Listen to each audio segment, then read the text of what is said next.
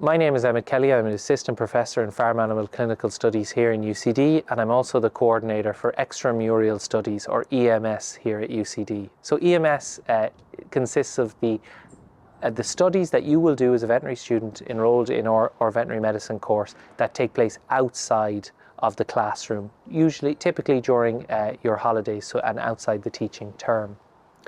They're made up of two kind of elements, what we call preclinical EMS, which is related to animal handling and husbandry. And during these types of placement, we expect students to go and work for periods of times on a variety of farm types. So, studs for horses, dairy farms, sheep farms, so that they get a good, deep understanding of the kind of handling and husbandry and production systems of these various types of animals.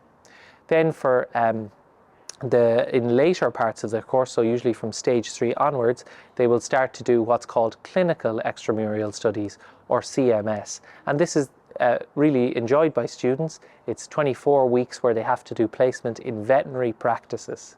The students will typically organise placements in those practices. They can go to practices near home, or they can go to practices abroad.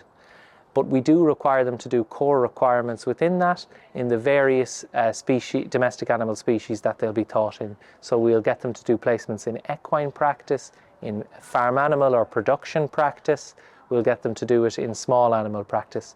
But they also have within those 24 weeks the option of seeing more placements in practice types that interest them. So veterinary practices that interest them, and those could be small animal ophthalmology or equine reproduction, and that is usually up to the discretion of the student, whatever they would like to pursue. So we feel that students really value the clinical extramural studies that they do while in UCD, and a lot of them meet their potential employers as part of that. So for me, I really enjoy coordinating it because I see that students grow throughout the course from their farm experience to their veterinary experience to eventually potentially getting employment from some of these external practices that they've saw practice in. So it is a real pleasure for me to see students throughout that journey.